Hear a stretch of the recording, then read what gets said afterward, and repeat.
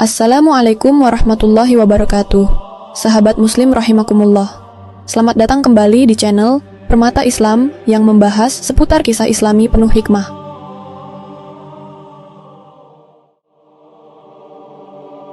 Di bawah kompleks tua Yerusalem lama, terselip di antara puing reruntuhan perang salib dan lorong bawah tanah Ottoman, terdapat sebuah perpustakaan yang tidak pernah disebut dalam dokumen arkeologi resmi. Bangunan itu terkubur 7 lapis di bawah permukaan kota tua, berada di balik makam-makam Bani Zakaria yang dilarang dibongkar oleh otoritas Israel. Tidak ada catatan resmi mengenai perpustakaan ini. Namun menurut laporan rahasia tahun 1978 yang hanya diketahui oleh 8 tokoh intelijen lintas negara, ruangan itu ditemukan secara tak sengaja oleh Satuan Arkeologi Israel Defense Forces, IDF, ketika menggali bunker perlindungan di bawah kawasan Al-Wad Street, beberapa meter dari tembok ratapan. Di dalamnya mereka menemukan 139 kotak batu yang disegel dengan simbol kuno berbentuk lingkaran terpecah dua, identik dengan segel dalam kitab Zohar bagian Bo. Tulisan-tulisan di dalam gulungan itu bukan hanya dalam bahasa Ibrani kuno dan Aram, tetapi juga dalam kode rahasia yang memadukan numerologi Yahudi, penanggalan lunar Islam awal, dan simbol dari manuskrip Kristen Syria Timur. Yang mengejutkan bukan hanya isi naskah-naskah itu, melainkan tujuannya. Mengungkap momen pasti kemunculan sosok akhir zaman, yang dalam berbagai bagian naskah disebut dengan istilah Imam Zaman, putra dari Timur, dan dalam satu gulungan secara terang disebut Al-Mahdi. Salah satu gulungan yang pertama kali diterjemahkan disebut sebagai gulungan Abu El-Haq 3A, mengandung kalender spiral berbasis konstelasi yang tidak mengikuti sistem Masehi atau Hijriah. Dalam gulungan itu ditulis, tanda pertama adalah saat waktu diputar mundur oleh orang-orang yang mengatur hari raya. Tanda kedua adalah ketika 2 gerhana datang dalam satu musim. Dan tanda ketiga, ketika nama Mahdi dihapus dari kitab-kitab anak-anak Ibrahim, maka ia akan muncul dari garis yang dilupakan oleh sejarah. Kalimat itu menghancurkan konsensus para peneliti naskah suci di Israel. Sebab, gulungan tersebut tidak menyebut Mahdi sebagai tokoh Islam eksklusif, melainkan sebagai sosok lintas tradisi, diprediksi, dibisikkan dalam kitab-kitab tertua agama Samawi, namun disembunyikan oleh otoritas agama karena terlalu berbahaya untuk dibuka kepada publik. Gulungan lainnya bahkan menyebut bahwa waktu kemunculan Mahdi tidak ditentukan oleh peristiwa, melainkan oleh waktu rahasia yang ditanam dalam perhitungan astronomi langka, yang hanya bisa didekode oleh konstelasi tertentu yang muncul dalam interval 39 tahun sekali, berpusat pada peristiwa langit di atas Yerusalem, Najaf, dan Bakkah. Pada tahun 2006, sebuah pertemuan rahasia digelar oleh Badan Intelijen Israel dengan mengundang 3 akademisi tersumpah, 2 rabi konservatif, dan 1 ahli sejarah Islam dari Maroko. Pertemuan itu dilakukan setelah temuan fragmen baru dalam salah satu kotak batu, yang disebut sebagai petunjuk sirkuler. Fragmen itu memuat peta bintang, namun yang tak biasa adalah munculnya satu nama dalam aksara Nabatean kuno, MHD ZLM, dibaca Mahdi, bayangan, Mahdi, dari kegelapan. Simbol yang muncul di sekitarnya serupa dengan segel zaman dari manuskrip Persia Syiah dan salinan kitab Henokh dalam bahasa GS. Yang menjadi ketakutan otoritas bukan hanya identitas Mahdi, tapi kemungkinan bahwa naskah ini mampu memprediksi waktu kemunculannya dengan pola yang dapat dihitung. Salah satu rumus utama dalam gulungan menyebut 3 siklus kegelapan, masing-masing berdurasi 13 tahun, yang dimulai dari tahun ketika pemimpin dunia meninggalkan tempat sucinya secara paksa. Jika perhitungan dimulai dari invasi besar terakhir di kawasan Timur Tengah pada awal 2003, maka siklus pertama berakhir 2016, tahun maraknya perang proksi dan kehancuran Suriah. Siklus kedua berakhir 2029, tahun ini, menurut naskah, disebut sebagai tahun cermin, saat bayangan Mahdi mulai tampak namun tidak dikenali. Siklus ketiga berakhir 2042, waktu ketika Mahdi dikatakan akan diangkat dari diam menjadi gema. Namun gulungan memperingatkan, jika naskah ini dibuka sebelum waktunya, maka waktu bisa dipercepat namun dalam kekacauan. Perpustakaan itu bukan sekadar tempat penyimpanan naskah, tapi laboratorium spiritual kuno. Di dalamnya ditemukan alat perhitungan waktu berdasarkan pantulan cahaya bulan terhadap logam khusus yang dibentuk dalam geometri tertentu, mirip dengan sistem yang digunakan oleh kaum Esseni dan pelarian Bani Israel dari Babilonia. Dengan metode itu, ditemukan bahwa seluruh sistem waktu yang disebutkan dalam gulungan bergerak secara siklus perulangan. Namun, dengan celah satu kali dalam sejarah, yaitu ketika dua garis besar agama Abraham tidak lagi mampu mengontrol waktunya sendiri. Dan celah itu disebut terjadi antara 2027 hingga 2033. Satu catatan dari bagian akhir gulungan Abu el-Haq, 3a menyebut akan tiba waktu ketika semua jam berhenti, tapi waktu tetap berjalan. Dan hanya mereka yang membaca naskah ini yang akan tahu. Mahdi tidak muncul, tapi waktu akan menariknya keluar dari persembunyian. Dan inilah yang membuat perpustakaan bawah tanah Yerusalem menjadi tempat paling dijaga diam-diam oleh rezim Israel dan komunitas intelijen dunia. Karena jika naskah ini benar, maka mereka tidak lagi memegang kendali atas masa depan. Yang memegang kendali adalah waktu itu sendiri. Ketika kesimpulan dari gulungan Abu el-Haq menyatakan bahwa waktu sendiri akan menarik Mahdi keluar dari persembunyian, maka bukan hanya waktu yang menjadi pertaruhan, tetapi siapa yang berhak membacanya. Dan dalam dunia yang dijaga oleh rahasia, naskah semacam itu tidak pernah dibiarkan tanpa pengawasan. Maka, pertanyaannya berubah. Siapa yang sebenarnya mengetahui ritme waktu tersebut? Dan bagaimana dunia telah diam-diam membangun struktur untuk menjaganya? Transkrip yang ditemukan Andrei Markov di perpustakaan bawah tanah Yerusalem tak hanya mencantumkan simbol-simbol kabalistik, namun juga mencantumkan sistem penanggalan yang tak dikenali oleh arkeolog modern. Sebuah sistem rotasi numerik berbasis 19 dan 27 hari, dengan siklus besar yang mengulang setiap 1512 tahun. Awalnya pola ini dianggap tak lebih dari numerologi primitif. Namun, ketika dipadukan dengan fragmen naskah dari Kodeks Sinaiticus, salah satu manuskrip Alkitab tertua dari biara Saint Catherine di kaki Gunung Sinai, muncul satu anomali. Terdapat referensi tentang zaman yang tersembunyi, yang disebut hanya akan terbuka ketika penguasa timur dan barat memikul matahari di tengah malam yang sama.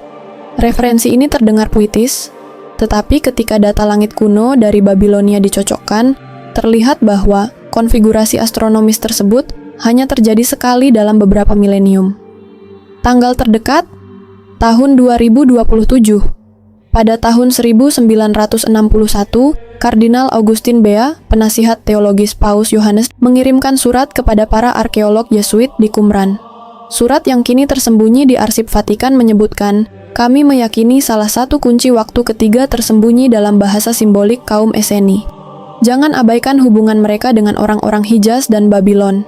Kardinal Bea merupakan tokoh nyata yang dikenal sebagai jembatan dialog antara Katolik dan Yahudi pasca Holocaust.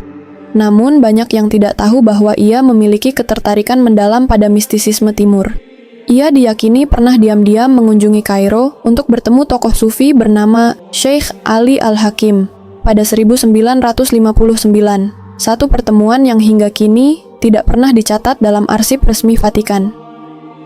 Dalam surat-suratnya, ia menyebut bahwa figur dari Timur telah disebutkan dalam versi awal Apokalips Yohanes, yang kemudian dihapus dalam proses kanonisasi. Figur tersebut tidak disebut sebagai Kristus, tetapi sebagai Syalih al-Zaman, yang layak bagi waktu. Dalam gulungan ke-11 dari Qumran, yang jarang dibuka untuk umum, terdapat simbol 3 matahari yang digambar dalam lingkaran menyatu.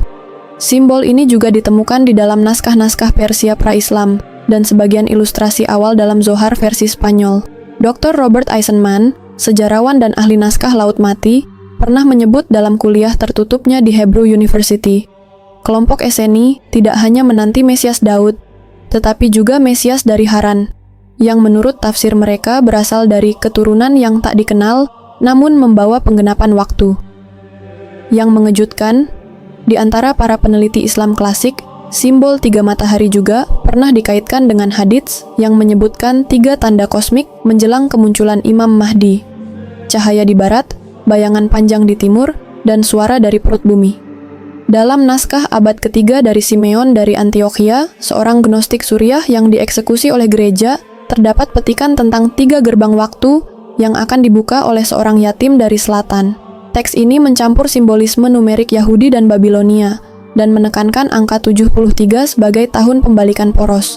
Apakah ini merujuk pada 1973?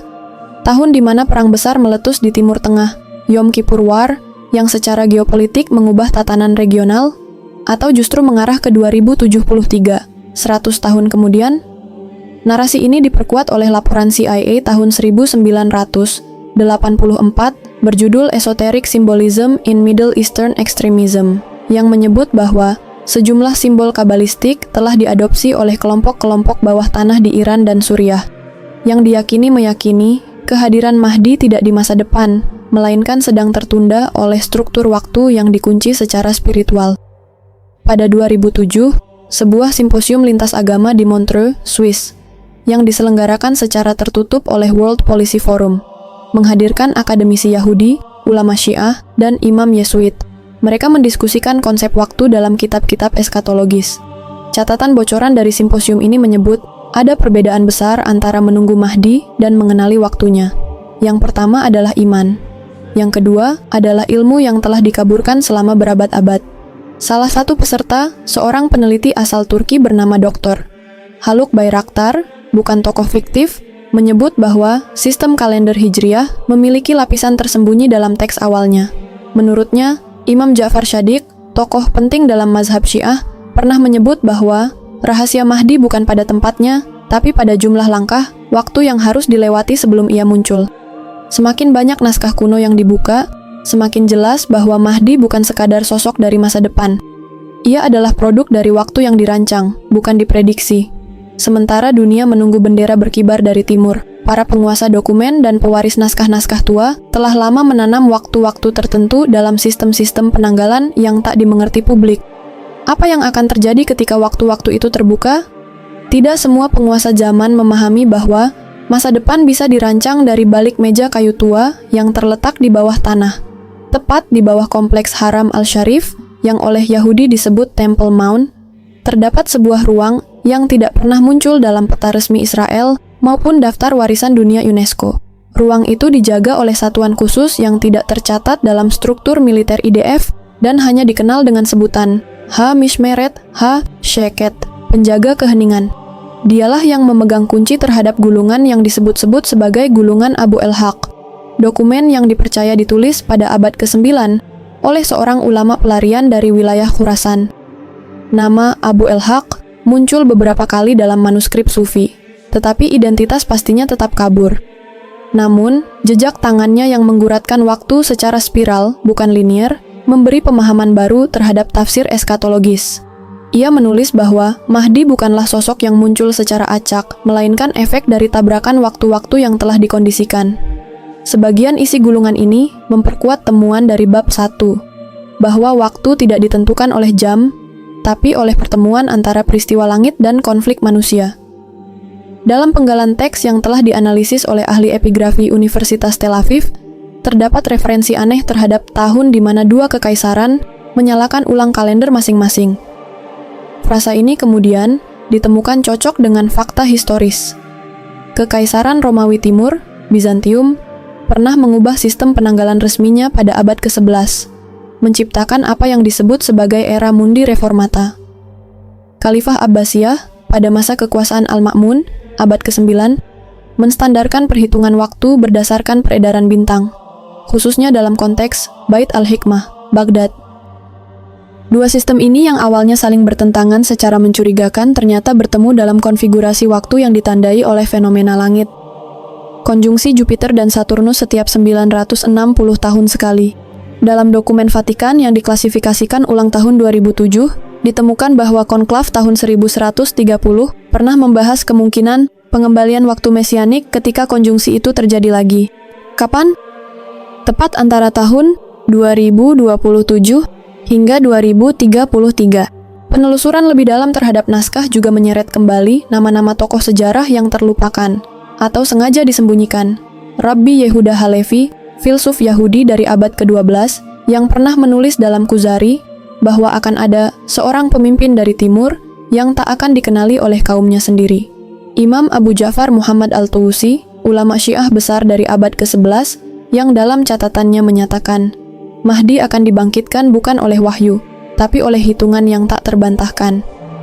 Gerard of Cremona, penerjemah Latin terkemuka abad ke-12, dalam catatannya menyebut adanya jam waktu tak kasat mata, yang dibawa oleh para pengembara dari Andalusia.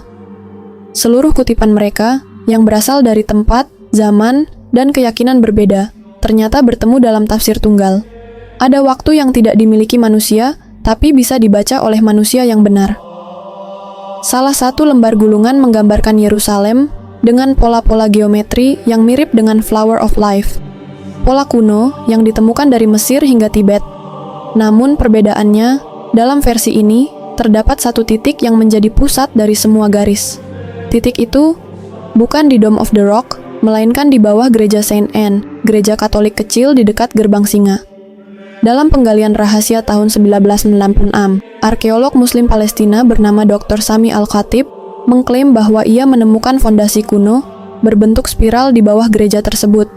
Namun, laporannya menghilang setelah ia diinterogasi oleh otoritas Israel, dan ia dikabarkan meninggalkan wilayah tersebut ke Malaysia.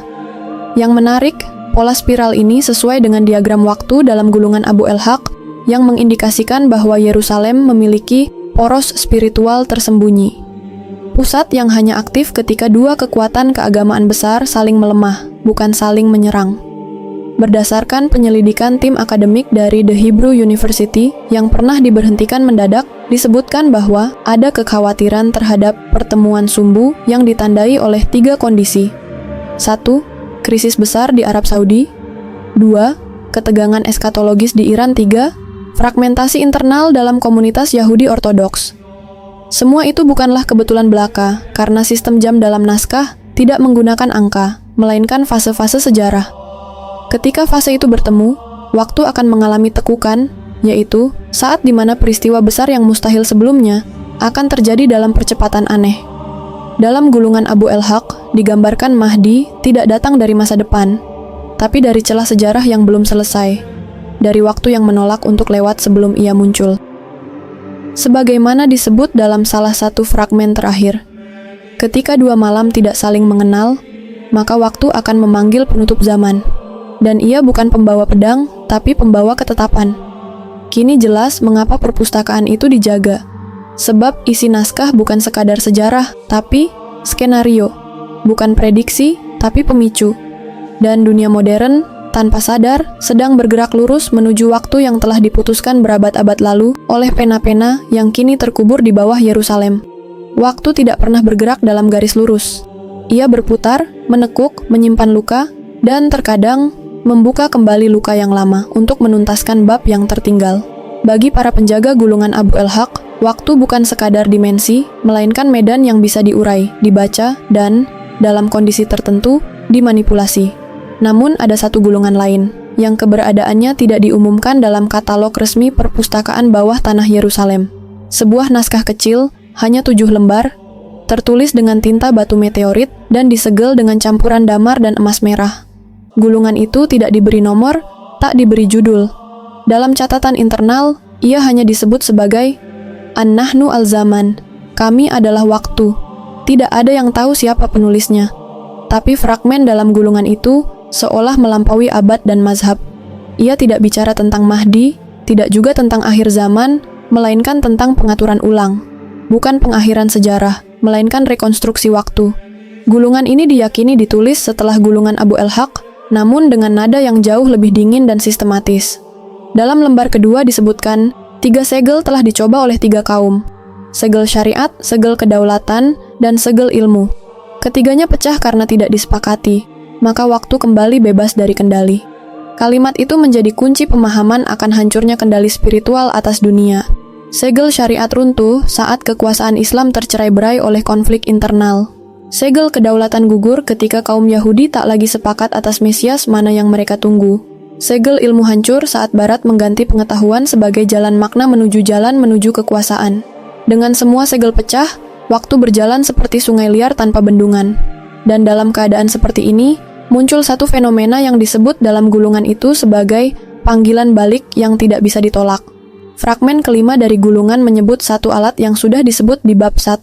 Logam berbentuk spiral geometri, dipantulkan cahaya bulan, diatur dengan titik-titik astrologi tertentu. Tapi hanya dalam naskah ini disebut siapa yang mengaktifkannya pertama kali. Ia disebut dengan nama samar, Al-Muraqib, sang pengamat.